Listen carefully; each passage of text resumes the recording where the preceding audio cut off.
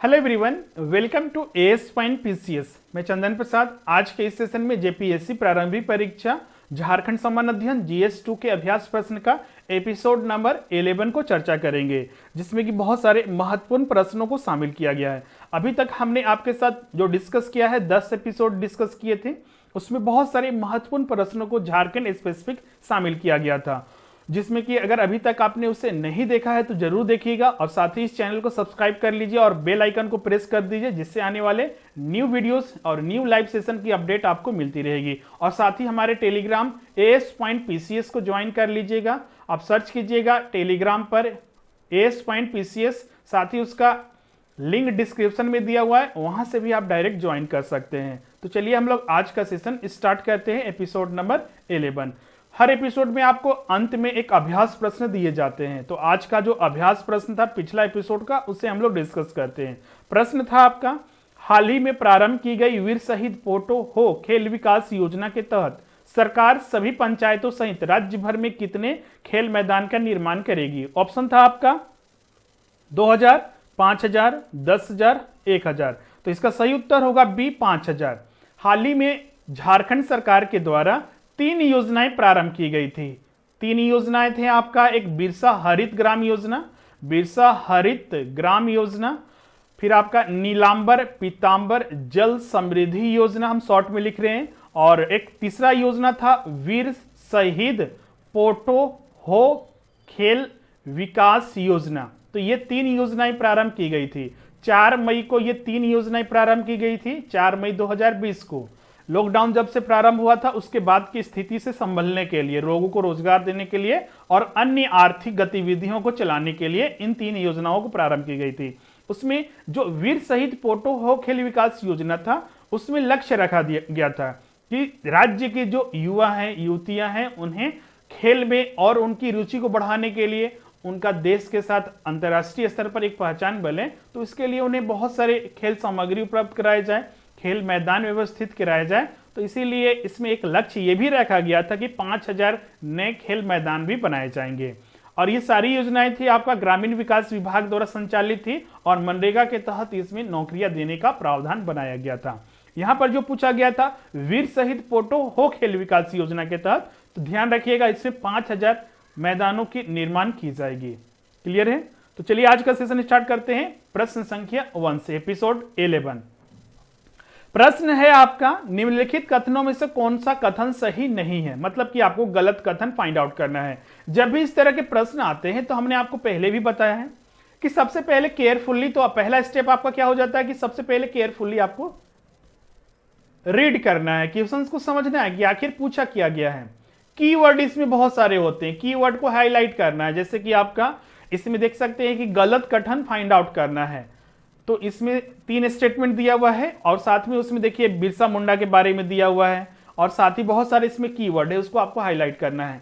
साथ ही 3 स्टेटमेंट को एनालाइज करने के बाद उसमें आप पहले ही टिक कर लीजिए कि इसमें कौन गलत है और कौन सही है। फिर आपका जो डिमांड किया गया है कि कोड के बेसिस पर, उसे आप टिक कीजिए तो ज्यादा सही रहेगा। अब यहां पर 3 स्टेटमेंट हम रीड करते हैं। पहला स्टेटमेंट है आपका, बिरसा मुंडा का जन्म 15 नवंबर 1857 को खुट्टी जिले के उल्लूहातू गांव में हुआ था। बी आपका, भारतीय संसद में एकमात्र आदिवासी नेता बिरसा मुंडा का चित्र टंगा हुआ है। और सी आपका, उन्होंने खरवार जनजाति समाज में सुधारवादी आंदोलन चलाया और बिरसायत संप्रदाय के प्रवर्तक बने। तो यहाँ पर 3 स्टेटमेंट दिया हुआ है। अब उसी के बेसिस पर हम लोग इसमें देखते हैं कि कौन सा सही है और कौन सा गलत है। कोड भी आपका दिया हुआ है ए, बी और सी और डी। तो पहला स्टेटमेंट जो इसमें है आपका बिल्कुल गलत है। यह बिल्कुल सही है कि बिरसा मुंडा का जन्म 15 नवंबर को हुआ था खुट्टी जिले के उल्लूहातू में, लेकिन ये आपका जो स्टेटमेंट है वो गलत है। ये 1875 में उनका जन्म हुआ था, तो ये स्टेटमेंट आपका रॉन्ग है, पहला स्टेटमेंट। दूसरा स्टेटमेंट बिल्कुल सही है, भारतीय संसद में मात्र एक ही आदिवासी नेता है बिरसा मुंडा, जिनका चित्र अभी टंगा हुआ है वहां पर। तो ये आपका कथन बिल्कुल सही है। सी कथन है आपका कि उन्होंने खरवार जनजाति समाज में सुधारवादी आंदोलन चलाया और बिरसायत संप्रदाय के प्रवर्तक बने। ये तो सही है बिल्कुल कि उन्होंने बहुत सारे जनजाति समुदायों के लिए काम किया है और हर जनजाति समुदाय उनसे प्रेरणा लेता है। लेकिन जो यहाँ पर दिया हुआ है कि समाज में जो सुधारवादी आंदोलन चलाया या फिर आपका बिरसायत संप्रदाय के प्रवर्तक बने, तो वो उन्होंने मुंडा जनजाति के लिए किया था ये सारी चीजें, न कि खरवार जनजाति के लिए। तो यहां पर सी स्टेटमेंट भी आपका बिल्कुल गलत है। यहां पर सिर्फ बी स्टेटमेंट सही है। पूछा किया गया था कि इसमें से गलत स्टेटमेंट कौन सा है, कौन सा सही नहीं है, वो फाइंड आउट करना है। तो सिर्फ यहां पर आपका बी सही है, ए और सी आपका गलत है। तो राइट आंसर आपका यहां पर बी होगा, क्योंकि यहां पर पूछा गया था कि इनमें से कौन सा स्टेटमेंट है जो कि आपका गलत है। तो 1 और 3, ए और जो सी यहां पर दिया हुआ है वो आपका गलत था। तो राइट आंसर आपका यहां पर क्या होगा, बी। नेक्स्ट है आपका प्रश्न संख्या 2, तिलका मांझी से संबंधित निम्न में से कौन सा कथन सही है। पहला, वे एक योग्य वक्ता और कुशल फुटबॉलर थे। दूसरा है आपका तिलका मांझी के तीरों से मरने वाला अंग्रेज क्लीवलैंड था। सी है आपका तिलका मांझी को 1785 में रांची में पेड़ पर लटकाकर फांसी दी गई थी। और डी है आपका कि उपयुक्त सारे कथन आपका सत्य है। यहां पर पूछा गया है कि कौन सा कथन सही है वो फाइंड आउट करना है। अगर हम तीनों कथन को समझे अच्छे से, तिलका मांझी के बारे में जो कि अंग्रेजों के खिलाफ उन्होंने जमकर विद्रोह किया था और उन्होंने विद्रोह को बड़े पैमाने पर एक लंबे समय तक चलाया भी था। लेकिन आपको बता दें, जो पहला कथन है वो बिल्कुल एक पार्ट सही है लेकिन दूसरा पार्ट गलत है, क्योंकि वो एक कुशल योग्य वक्ता थे, लोग उनसे प्रेरणा लेते थे, उनकी बातों को सुनकर उनके साथ चलने का कोशिश करते थे, उनके राहों पर चलते थे। लेकिन वो एक कुशल फुटबॉलर नहीं थे, एक कुशल तीरंदाज थे, कुशल तीरंदाज थे, उनको तीर में महारत हासिल थी। इसीलिए देखिएगा, तिलका मांझी के हाथ जो तीरों से मरने वाला जो अंग्रेज था, अंग्रेज एक अधिकारी था, क्लीवलैंड था। यह स्टेटमेंट बिल्कुल सही है लेकिन पहला स्टेटमेंट गलत है। तीसरा स्टेटमेंट भी आपका बिल्कुल गलत है। 1785 से फांसी दी गई थी लेकिन उन्हें भागलपुर में फांसी दी गई थी, तो तीसरा भी आपका यहां पर गलत है। यहां पर पूछा गया था कि कौन सा कथन सही है, तो सिर्फ यहां पर बी कथन सही है, इसीलिए राइट आंसर आपका यहां पर बी होगा। नेक्स्ट है आपका प्रश्न संख्या 3, झारखंड का पहला आदिवासी नेता जिसे अंग्रेजों के द्वारा फांसी दी गई थी वह कौन था। पहला है आपका बिरसा मुंडा, दूसरा है आपका बुधु भगत, तीसरा है आपका तिलका मांझी और चौथा है आपका सिंधराय और बिंद्राय। प्रश्न को समझेगा, झारखंड का पहला आदिवासी नेता, यहां पर देखिएगा जब से अंग्रेजों ने अपना अधिकार स्थापित करने की कोशिश की थी और लोगों को यहां पर दमन करना और उनके जमीन छीनना कर लेना प्रारंभ किया था, तब से यहां पर इस क्षेत्र में उनके खिलाफ आंदोलन चले थे। आंदोलन के कुछ प्रमुख नेताओं थे जिनमें कि आपका तिलका मांझी वो पहले ऐसा नेता थे जिन्हें अंग्रेजों के द्वारा फांसी दी गई थी भागलपुर में पेड़ के नीचे। तो इसका आपका सही उत्तर होगा सी, तिलका मांझी को फांसी दी गई थी। 1785 में उसे पकड़ा गया था और पकड़कर भागलपुर में उन्हें पेड़ से लटका दिया गया था। उन्हीं के हाथों में क्लीवलैंड एक अंग्रेज अधिकारी था जिसकी मौत हुई थी तीरों से। नेक्स्ट है आपका प्रश्न संख्या 4, बुधु भगत से संबंधित निम्न में से कौन सा कथन सही नहीं है, कौन सा कथन गलत है वो आपको फाइंड आउट करना है। पहला है आपका इनका जन्म रांची जिला के चान्हो प्रखंड में हुआ था। दूसरा है आपका वे झारखंड के पहले क्रांतिकारी नेता थे जिन्हें पकड़ने के लिए ब्रिटिश सरकार ने 1000 रुपए का इनाम रखा था। तीसरा है आपका बुधु भगत कोल विद्रोह के प्रमुख नेताओं में से एक थे। और चौथा है आपका कि उपयुक्त में से कोई नहीं। अगर हम इन तीनों स्टेटमेंट को अच्छे से देखें तो देखिएगा, बुधु भगत के बारे में जो भी कथन दिया हुआ है कोई भी गलत नहीं है, सारा कथन यहां पर सत्य है, ए बी और सी। उनका जन्म जो हुआ था चान्हो प्रखंड में हुआ था जो रांची जिला में पड़ता है, और साथ ही पहले वो ऐसे क्रांतिकारी थे जिनके लिए अंग्रेजों ने उन्हें पकड़ने की बहुत कोशिश की लेकिन वो पकड़ में नहीं आए, तो इसीलिए उनके नाम पर 1000 रुपए का इनाम रखा गया था वो, और ये पहले ऐसे आदिवासी नेता थे। और सी जो है आपका है कि बुधु भगत कोल विद्रोह के प्रमुख नेताओं में से एक थे। कोल विद्रोह में बहुत सारे लोग जुड़े थे, उनमें बुधु भगत भी एक प्रमुख नेता के रूप में जाने गए थे। तो यहां पर राइट आंसर आपका यहां पर डी होगा, उपयुक्त में से कोई नहीं, मतलब कि कोई भी कथन यहां पर गलत नहीं है। प्रश्न संख्या 5 है आपका, संथाल विद्रोह से संबंधित निम्नलिखित कथनों में से कौन सा कथन सही है। संथाल विद्रोह जो झारखंड का एक प्रमुख विद्रोह के तौर पर जाना जाता है अंग्रेजों के खिलाफ। अब बताना है कि इसमें से कौन सा कथन है वो सही है। पहला है आपका संथाल विद्रोह के प्रमुख नेता सिद्धू और कान्हू दो भाई थे। बी है आपका इस विद्रोह के दौरान इनके नेतृत्व में 30 जून 1855 को भागनाडीह में विशाल जनसभा का आयोजन किया गया था। तीसरा कथन है आपका राजमहल के किले पर 10 जुलाई 1855 को सिद्धू कान्हू ने अंग्रेजी सेना को हराकर उन पर कब्जा कर लिया। और डी है आपका कि उपयुक्त सारे कथन सही है। अगर हम इन तीन कथन के बारे में अच्छे से एनालाइज करें, खासकर जो संथाल विद्रोह हुआ था, तो इसमें आपका पहला कथन बिल्कुल सही है। जो इसके प्रमुख नेता थे सिद्धू कान्हू थे और इनके और दो भाई थे चांद भैरव, चार भाई थे हुए करते थे। यहां पर दो के बारे में जिक्र है। तो सिद्धू कान्हू प्रमुख जो इसके नेता थे, दो भाई। मान लीजिए परीक्षा में चांद भैरव का भी नाम देता है तो इसको ध्यान में रखिएगा, चांद भैरव भी इसमें प्रमुख रूप में शामिल थे। दूसरा भी कथन बिल्कुल सही है। इस विद्रोह के दौरान 30 जून 1855 में एक भागनाडीह में विशाल सभा आयोजन किया गया था।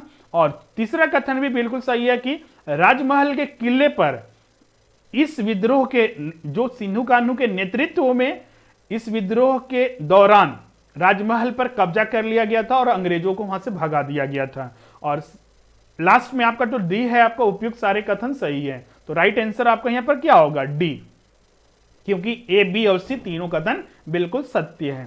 नेक्स्ट है आपका प्रश्न संख्या 6।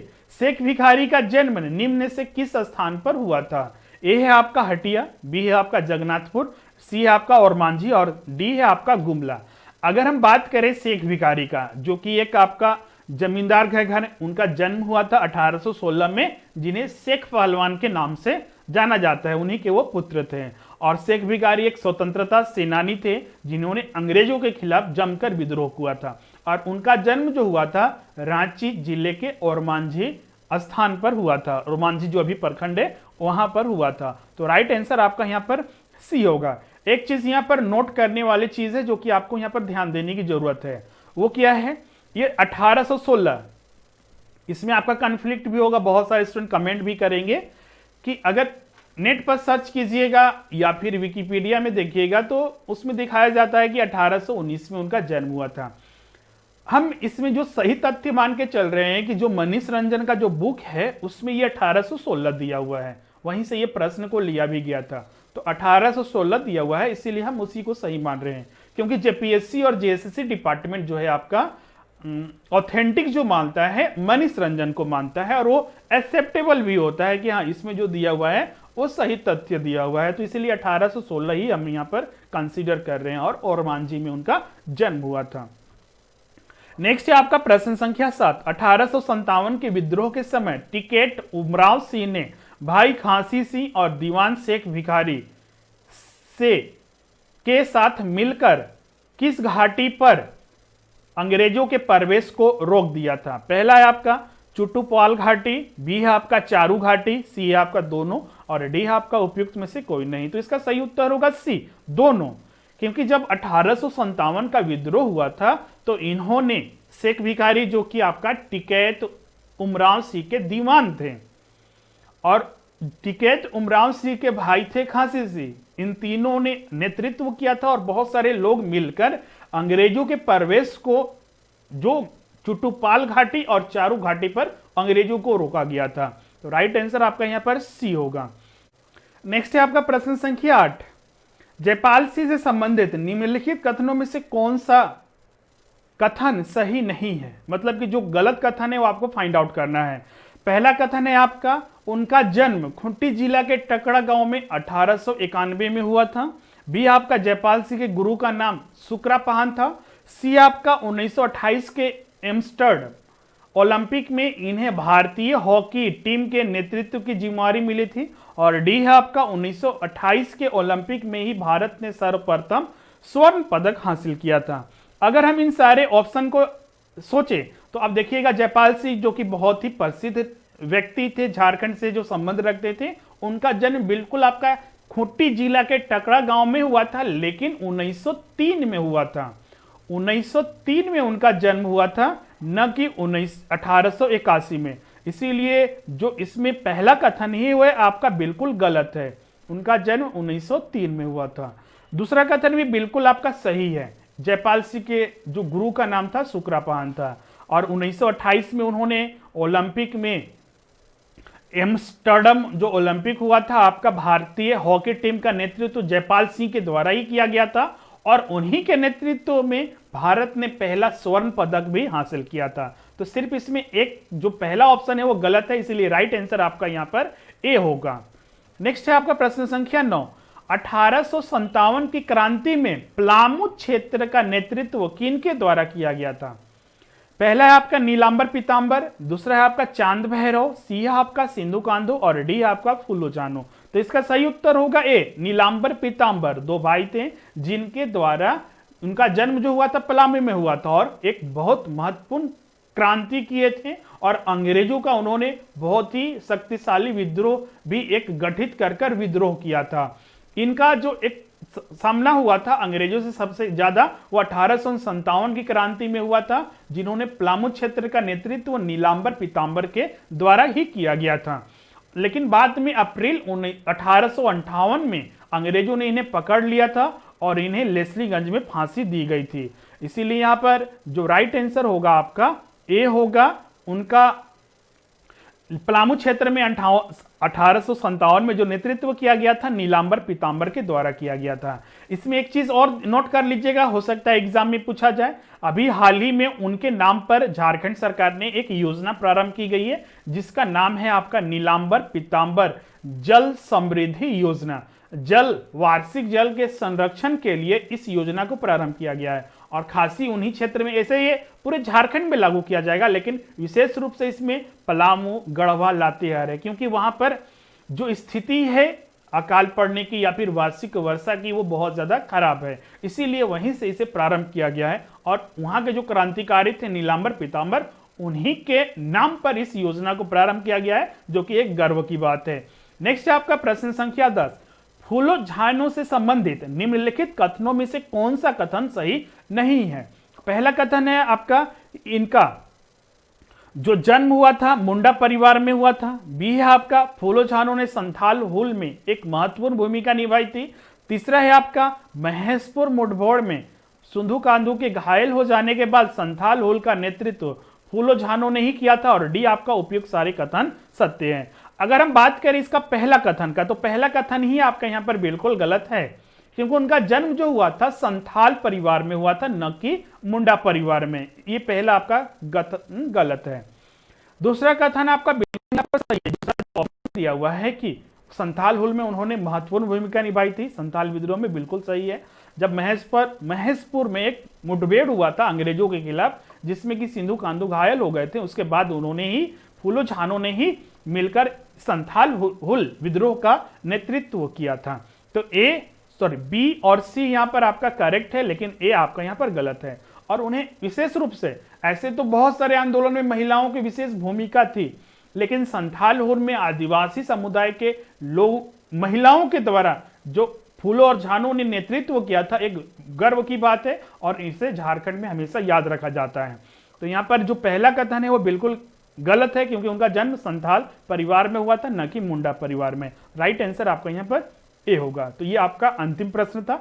अब आज का अभ्यास प्रश्न को हम लोग देख लेते हैं। क्वेश्चन से आपका आज का अभ्यास प्रश्न, अल्बर्ट एक्का से संबंधित निम्नलिखित कथनों में से कौन सा कथन सही नहीं है? पहला है आपका 1971 के भारत पाक युद्ध में शहीद होने वाले एल्बर्ट एक्का को ब्रिगेड ऑफ द गॉड्स के लॉन्स नायक थे। और बी आपका मरणोपरांत भारत सरकार ने सर्वोच्च सैन्य सम्मान परम वीर चक्र से अलंकृत किया। सी आपका इनका जन्म कुट्टी जिले में एक आदिवासी ईसाई परिवार में हुआ था। और डी आपका उपयुक्त में से कोई नहीं। अभ्यास प्रश्न का आंसर आपको कमेंट करना होता है कमेंट बॉक्स में, जिसे हम लोग नेक्स्ट सेशन में विस्तृत चर्चा करते हैं। तो आज का वीडियो यहीं पर एंड होता है। अगर आपको वीडियो अच्छा लगता है तो अपना एक जरूर लाइक दीजिएगा और साथ ही इसे अपने फ्रेंड के साथ शेयर कीजिएगा। और अभी तक आपने इस चैनल को सब्सक्राइब नहीं किया तो जरूर कीजिएगा। और साथ ही जो अपना वैल्यूएबल फीडबैक है कि वीडियो आपको कैसा लगता है तो जब कमेंट बॉक्स में जरूर बताइएगा। तो आज के सेशन में इतना ही। और साथ ही हमारे व्हाट्सएप ग्रुप से जुड़ने के लिए हाईएस पॉइंट लिखकर इस पर मैसेज कीजिए। हमारे स्टडी मटेरियल भी आप जिसमें जेपीएससी जेएसएससी मटेरियल प्रोवाइड किए जाते हैं, इस नंबर पर कॉन्टैक्ट कीजिए, आपको मिल जाएगा। या फिर डिस्क्रिप्शन में लिंक भी दिया हुआ है, वहां से आप डायरेक्ट ऑर्डर कर सकते हैं। अनअकैडमी पर भी हमें फॉलो कर सकते हैं, चंदन सर आप सर्च कीजिएगा, उसका लिंक भी आपका डिस्क्रिप्शन में दिया हुआ है, वहां से भी डायरेक्ट आप हमसे जुड़ सकते हैं अनअकैडमी पर। वहां पर बहुत सारे महत्वपूर्ण कोर्सेज हैं और वहां पर टॉप 10 एडुकेटर में हम वहां पर शामिल हैं जेपीएससी और जेएसएससी क्लासेस के लिए। आप वहां पर फ्री लाइव सेशन और प्लस क्लासेस भी ज्वाइन कर सकते हैं। थैंक यू, मिलते हैं नेक्स्ट वीडियो में।